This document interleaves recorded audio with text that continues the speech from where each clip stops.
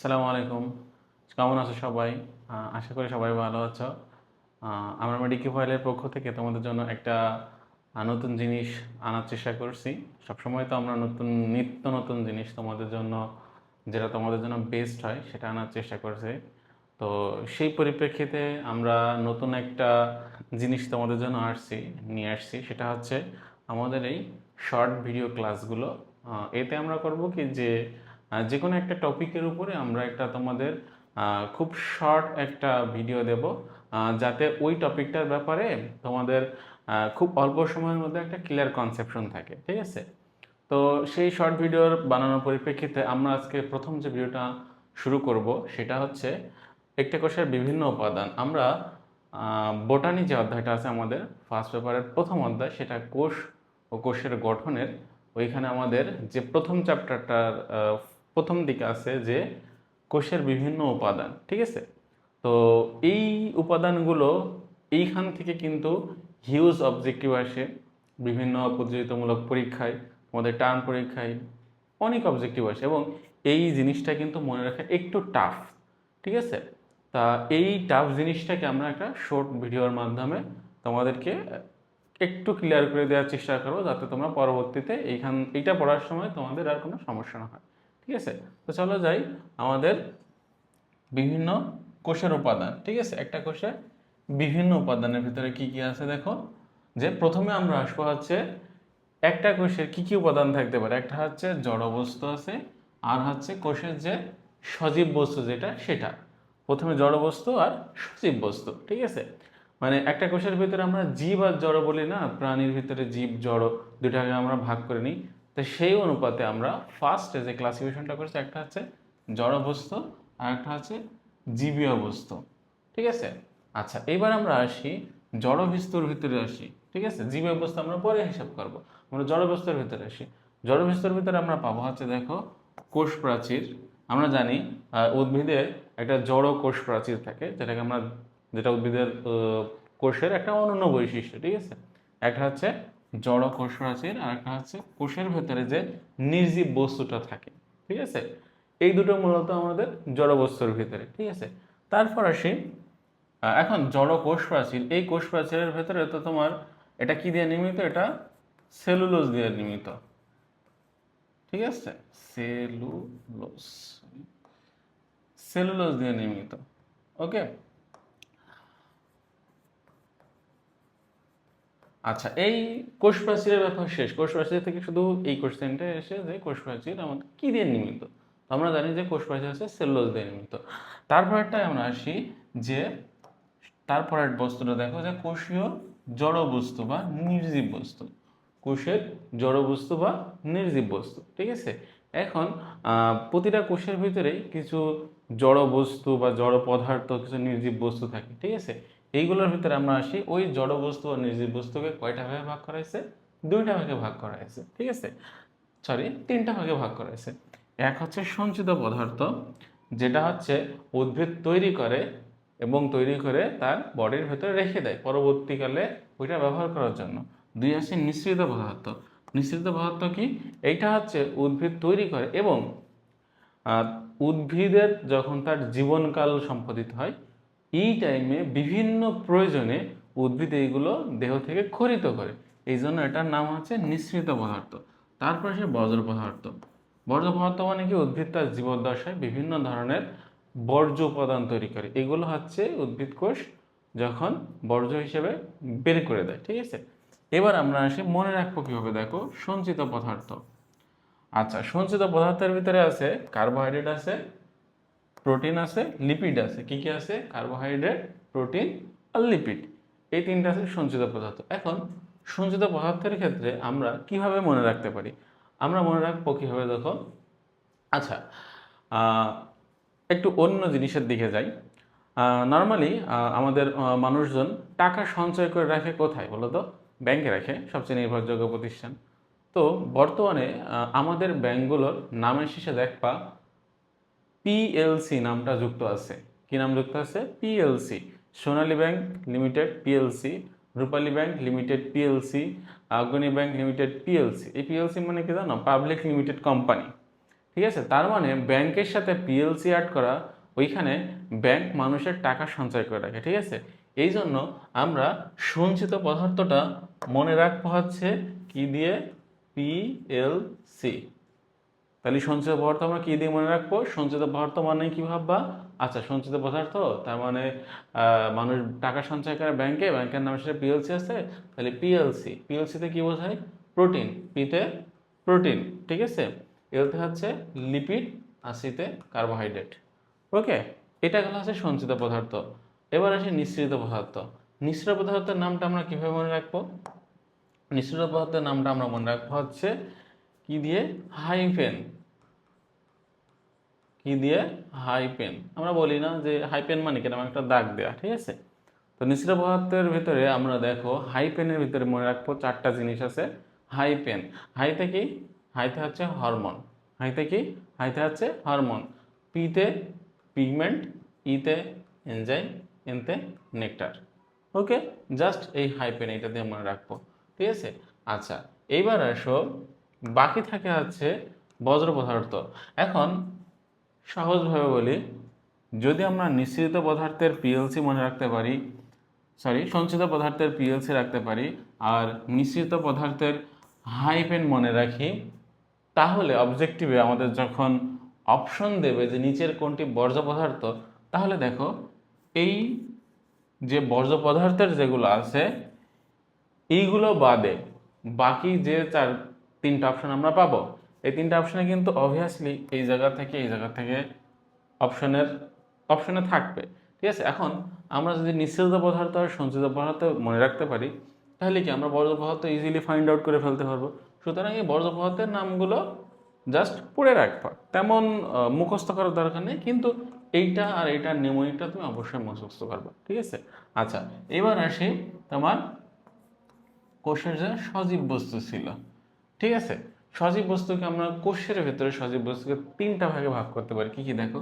কোষ ঝিল্লি, তারপর সাইটোপ্লাজম, তারপর নিউক্লিয়াস। ঠিক আছে, আর এই নিউক্লিয়াস আর সাইটোপ্লাজমকে একত্র কিন্তু বলা হচ্ছে কি বলতো? প্রোটোপ্লাজম। কি বলে? প্রোটোপ্লাজম। ঠিক আছে, এই নিউক্লিয়াস আর সাইটোপ্লাজমকে একত্র মিলে বলা হয় প্রোটোপ্লাজম। প্রোটোপ্লাজম থেকে যখন সাইটোপ্লাজম মাইনাস করা হয় তখন নিউক্লিয়াস থেকে, অথবা এভাবে বলা যেতে পারে প্রোটোপ্লাজম থেকে নিউক্লিয়াসকে মাইনাস করে দিলে সাইটোপ্লাজম থাকে। এবার আসো কোষ ঝিল্লি। কোষ প্রাচীরের ভেতরে, ঠিক আছে, অর্থাৎ আমরা যখন বাসা বাড়ি করি দেখো প্রথমে একদম বাইরে একটা প্রাচীর বা পাঁচিল দেই না, যাতে আমাদের বাসা বাড়িটা হচ্ছে যে কোনো প্রোটেকশন দেওয়ার জন্য উঁচু উঁচু আমরা পাঁচিল দিয়ে রাখি, পাঁচিলের উপরে আবার আমরা তার কাটা দেই। ঠিক আছে, এখন এই মনে করো সেই কোষের ভেতরে, এইবার এই বাড়িটাকে আমরা কোষের সাথে যদি তুলনা করি, তাহলে দেখো সবচেয়ে বাইরে থাকবে কি? পাঁচিল বা প্রাচীর। ঠিক আছে, তা এই প্রাচীরটা মনে করো সেই কোষ প্রাচীর। সেকেন্ড লাইনে কি থাকবে? সেকেন্ড লাইনে থাকবে আছে আমাদের প্রতিটা ঘরের একটা দেওয়াল আছে না? একটুখানি দাঁড়াও। আচ্ছা, আমাদের প্রতিটা ঘরের একটা করে দেওয়াল থাকে না? এই দেওয়ালটা মনে করা হচ্ছে কোষ ঝিল্লি। কি বললাম? এই দেওয়ালটা হচ্ছে আমাদের সেই কোষ ঝিল্লি। ঠিক আছে, তাহলে এই কোষ ঝিল্লির আবার বিভিন্ন ধরনের গঠন আছে, এটা আমরা একটা ভিডিওতে দেখবো। এবার আসলে সাইটোপ্লাজম। ঠিক আছে, সাইটোপ্লাজম জিনিসটা কি? সাইটোপ্লাজম হচ্ছে একটা হচ্ছে সাইটোপ্লাজমে পাবো আমরা সাইটোসল বা মাতৃকা, মানে তরল পদার্থ। কি জিনিস? তরল পদার্থ। ঠিক আছে, আর আছে এই তরল পদার্থের ভিতরে বিভিন্ন অঙ্গাণু ভাসমান থাকে। কি বললাম? একটা হচ্ছে তরল পদার্থ, আর একটা হচ্ছে ওই তরল পদার্থের ভিতরে বিভিন্ন অঙ্গাণু ভাসমান থাকে। ঠিক আছে, আচ্ছা আর একটা ভাগে আছে নিউক্লিয়াস।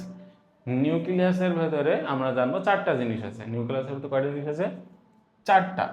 এবার আমরা যদি নিউক্লিয়াসের বাইরে থেকে যাই, ঠিক আছে, তাহলে নিউক্লিয়াসের কি আছে? একটা মেমব্রেন আছে, নিউক্লিয়ার মেমব্রেন।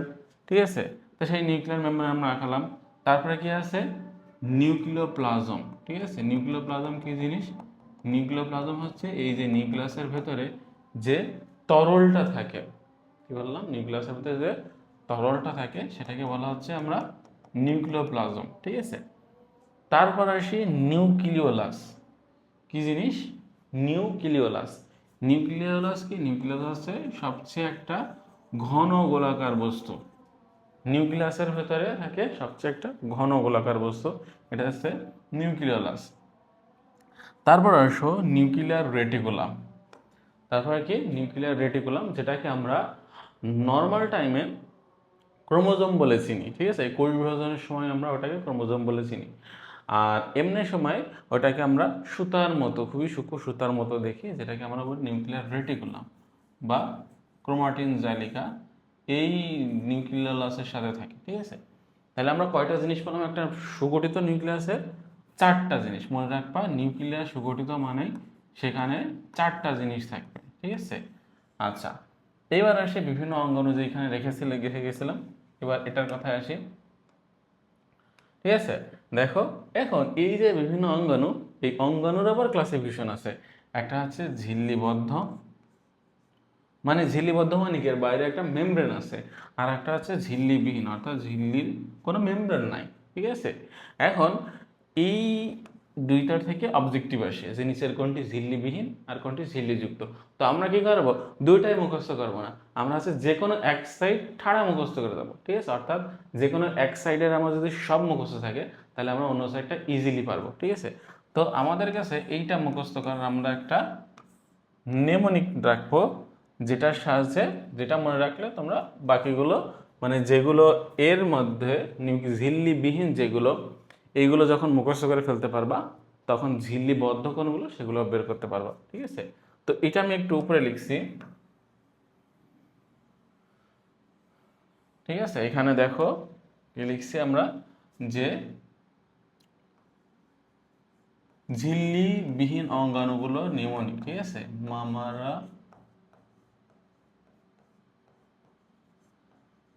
প্রতি সেকেন্ডেই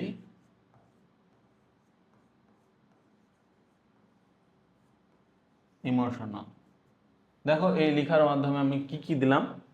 ফার্স্টে মানে এই লেখার মধ্যেই আমার কিছু অঙ্গাণুগুলোর ফার্স্ট নেম আছে, যেটা আমি যখন ঝিল্লিবিহীন অঙ্গাণুগুলোর কথা বলবে, আমি ঝিল্লিবিহীন অঙ্গাণুগুলো এইভাবে রিকল করব, ঠিক আছে?